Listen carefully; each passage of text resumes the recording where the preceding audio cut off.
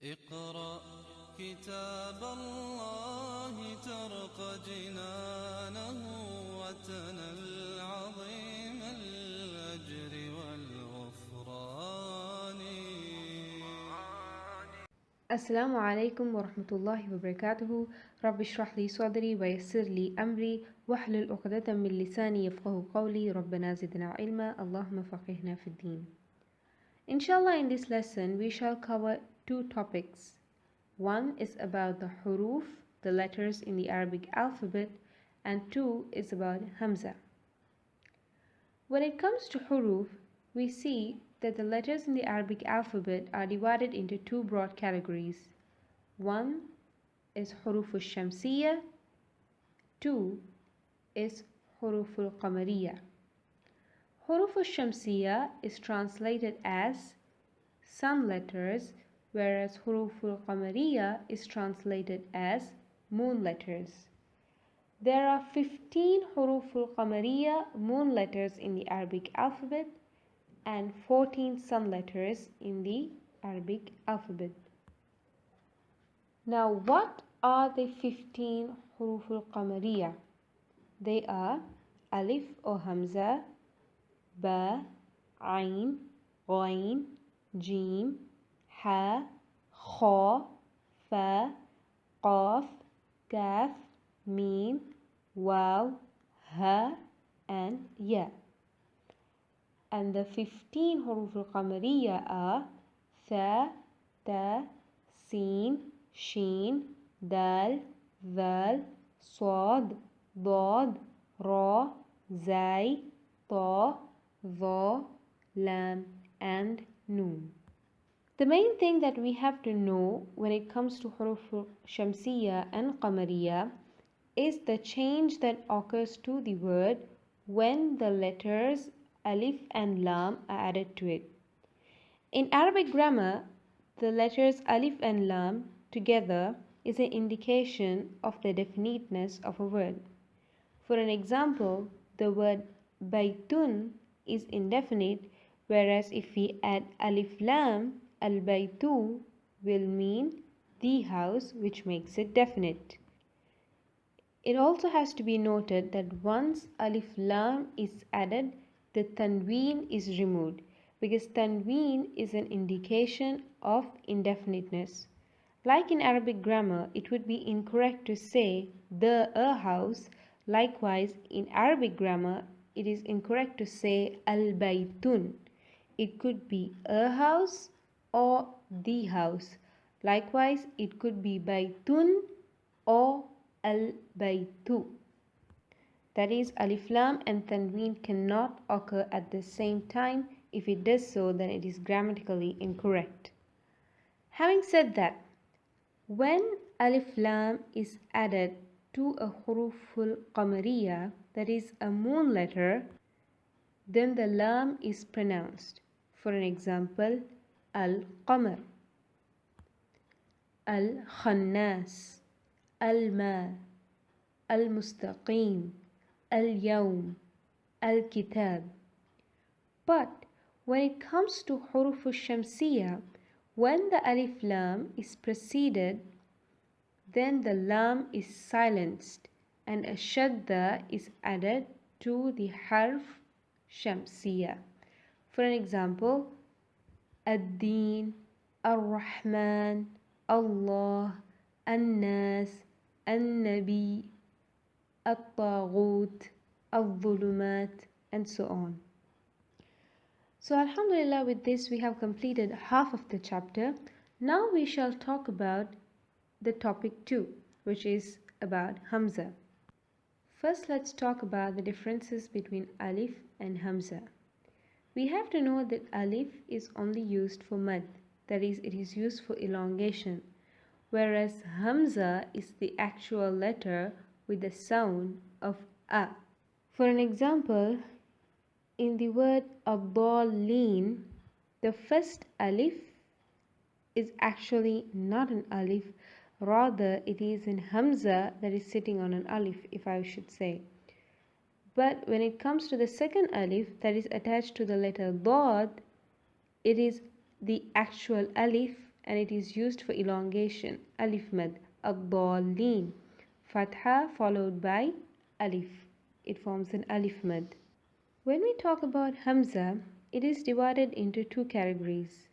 Hamzatul Asl, which is also known as Hamzatul Qat'a, and also Hamzatul Wasl. Hamzatul Asl is always pronounced and it has a haraka or a sukun on it.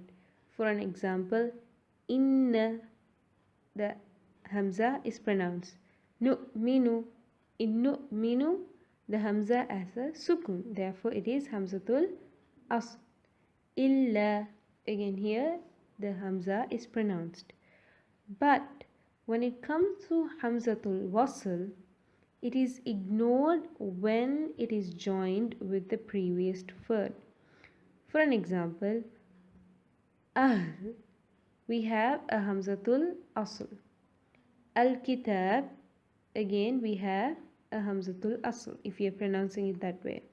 But when we join these two words, we drop the Hamza in the word Al-Kitab. So it will become Ahlul Kitab. The alif in the word Al-Kitab is not pronounced. Another example, Allah. We know the Hamza in the word Allah is pronounced. But when we join it with another word, for an example, Inna Allah, we see that the alif is dropped. So this is also an example of Hamzatul Wasl. Another example, Fattabi'u. There are three more things that we have to remember when it comes to Hamzatul Wasl. One is to do with Hamzatul Wasl and noun, and 2 points are to do with Hamzatul Wasl and verbs. When it comes to Hamzatul Wasl and nouns, the Hamzatul Wasl is read with a fatha when it is followed by a lam in a noun. For an example, Al-Jannah, At-Tawbah, An-Nar, An-Nas. In previous lessons, we have looked as to how alif lam is an indication of a word being a noun. Just like how tanween is also an indication of the word being a noun. So here we see that if a noun comes with alif lam, then the Hamzatul Wasl will get a fatha. And when it comes to Hamzatul Wasl and verbs, there are two cases.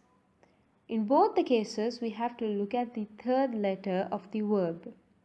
If the third letter of the word is a fatha or a kasra, then the Hamzatul Wasl will get a kasra. For an example, i'tadaw, ihdi, ittaqaw, irka'u, istakbar, and so on. But if the third letter of the word is a dhamma, then the Hamzatul Wasl will also get a dhamma. For an example, ud'u, udkhulu, uqtulu, usjudu, and so on. In summary, the Hamzatul Wasl of a verb will always be read with either a kasra or a dhamma, and never a fatha. Only a noun is read with a fatha. If a verb does not begin with a fatha, then the Hamza is actually istifham, that is, it comes for question. Having looked at both Huruf al-Qamariya and Huruf al-Shamsiya and Hamzatul Wasl and Asl, now we shall conclude after discussing about the three harakat, the three vowel diacritical marks in Arabic. There are essentially three diacritical marks in Arabic. One is fatha, 2 is kasra, and 3 is dhamma. And there are three long vowels, that is dhamma followed by waw, fatha followed by alif, and kasra followed by ya. For an example, inni, so we see the ya is preceded by a kasra. Inna, here we see that the alif is preceded by a fatha.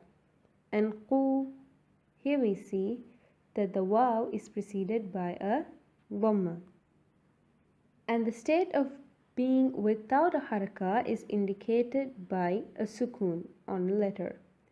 Shadda in Arabic is the same as the two letters occurring one after the other but not being written together. For an example, ittabi'u, so it's actually it, ta with a sukoon and fatha, it. And finally we shall look at tanween. Tanween is doubling of the short vowels and it is pronounced as an, in and un respectively. So for an example, muslimun, musliman and muslimin.